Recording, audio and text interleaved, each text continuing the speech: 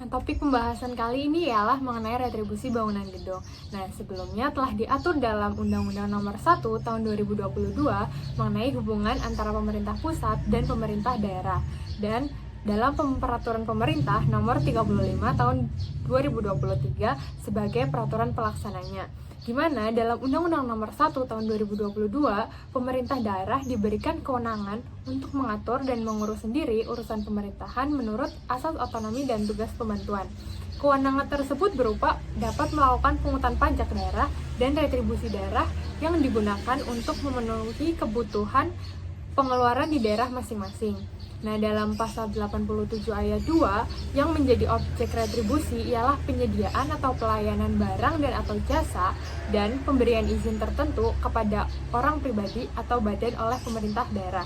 Dalam pasal 88 ayat 4 dijelaskan bahwa yang termasuk jenis retribusi daerah ialah yang pertama ada persetujuan bangunan gedung, yang kedua ada penggunaan tenaga kerja asing, dan yang ketiga ada pengelolaan pertambangan rakyat.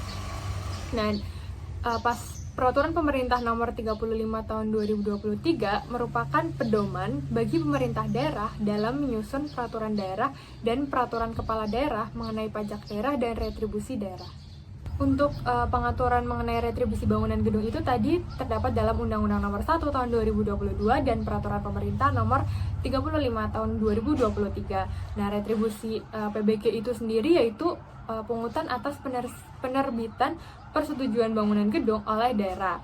Seperti dalam pasal 45 ayat 1 huruf A Peraturan Pemerintah Nomor 35 Tahun 2023, pemberian izin tersebut itu berupa penerbitan persetujuan bangunan gedung dan sertifikat layak fungsi oleh pemerintah daerah yang mana sudah sesuai dengan ketentuan peraturan perundang-undangan. Sedangkan dalam ayat 2-nya dijelaskan bahwa terdapat sebuah pengecualian bagi bangunan milik pemerintah daerah, dan bangunan yang memiliki fungsi sebagai keagamaan atau tempat peribadatan itu tidak dikenakan retribusi bangunan gedung. Nah, objek retribusi ini itu yaitu pada orang pribadi atau badan. Nah, pada pasal 65 ayat 7 dinyatakan bahwa tata cara pelaksanaan pemungutan retribusi ditetapkan dengan perkada. Jadi mengenai tata cara atau mekanisme mengenai retribusi bangunan gedung itu nanti akan dijelaskan dalam peraturan kepala daerah masing-masing. Nah, bagaimana sih penghitungan retribusi PBG ini? Nah, penghitungannya itu berupa dengan cara luas total lantai dikali dengan indeks lokalitas yang dikali dengan SHST, kemudian dikali dengan indeks terintegrasi dan dikali dengan indeks BG terbangun. Nah, luas total lantai ini berupa luas bangunan dalam satuan meter persegi, sedangkan indeks lokalitas itu sendiri merupakan persentase yang ditentukan berdasarkan lokasi bangunan. SHST atau standar harga satuan tertinggi merupakan nilai yang ditetapkan untuk jenis bangunan tertentu.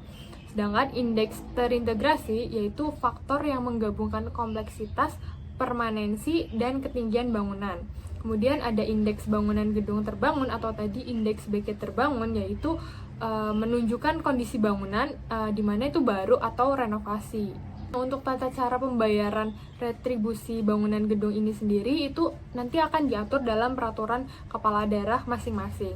Namun secara umumnya itu dapat dengan melakukan pengajuan permohonan persetujuan bangunan gedung kepada Dinas Penanaman Modal dan Pelayanan Terpadu Satu Pintu.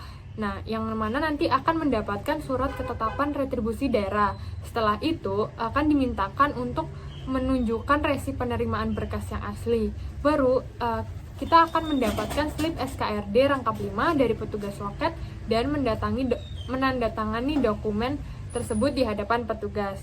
Lalu yang ketiga, dengan melakukan pembayaran retribusi membawa slip SKRD tersebut yang dibayarkan melalui bank yang ditunjuk oleh pemerintah daerah, yang mana nanti atas pembayaran tersebut masuk ke dalam rekening kas daerah dan mendapatkan 3 lembar slip yang berwarna putih, biru, dan kuning.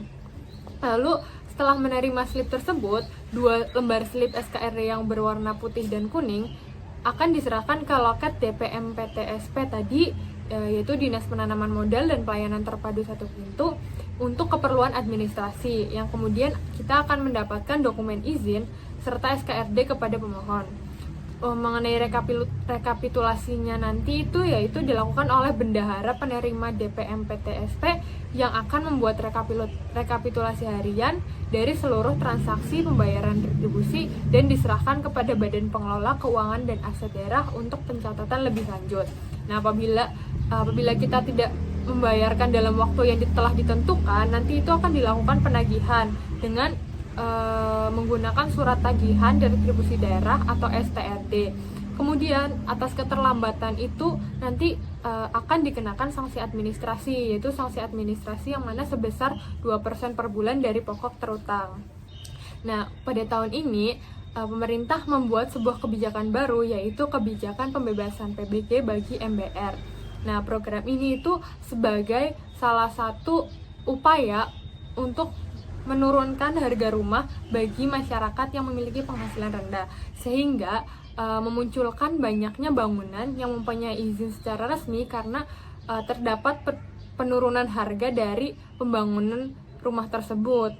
Nah, hal tersebut itu telah disampaikan oleh Menteri Perumahan dan Kawasan Permukiman, yang mana merupakan salah satu dari 3 hal atau 3 kebijakan yang telah dibuat. Nah, untuk kategori penerimanya itu terdapat atau tercantum dalam Keputusan Menteri Pekerjaan Umum dan Perumahan Rakyat nomor 22/KPTS/M 2023 serta Peraturan Bupati atau Wali Kota Daerah yang nantinya akan mengatur mengenai kebijakan ini, mengenai bagaimana tata cara atau mekanismenya, atau terus kategori penerimanya itu bagaimana, dan yang lain-lainnya. Nah, sama seperti kebijakan-kebijakan pada umumnya yang mana dapat memiliki dampak yang positif maupun negatif, atau secara langsung maupun tidak langsung, kebijakan ini juga dapat berdampak bagi masyarakat maupun optimalisasi PAD atau pendapatan asli daerah. Nah, dampak bagi masyarakatnya itu berupa penurunan harga rumah sekaligus mendorong peningkatan jumlah rumah bagi kalangan masyarakat yang memiliki penghasilan rendah. Yang kedua, dapat mengurangi biaya kepemilikan rumah bagi masyarakat yang berpenghasilan rendah karena terdapat pengurangan atau penghapusan biaya retribusi perizinan persetujuan bangunan gedung. Nah, yang ketiga, dalam jangka panjang, kebijakan ini nantinya pun dapat memicu kenaikan harga tanah di wilayah suburban. Nah, dampak bagi optimalisasi PAD yaitu pendapatan asli daerah tersebut dapat menjadi berkurang dari yang sebelumnya. Yang kedua, dapat menjadi ancaman defisit daerah serta ketergantungan pada pusat yang mana itu tidak dapat dihindari lagi. Berpengaruhnya terhadap PAD ini karena pajak daerah dan retribusi daerah merupakan sumber utama pendapatan asli daerah tersebut, yang mana karena adanya kebijakan ini di mana terdapat penghapusan bagi retribusi bangunan gedung yang akhirnya dapat mengurangi pendapatan asli daerah tersebut.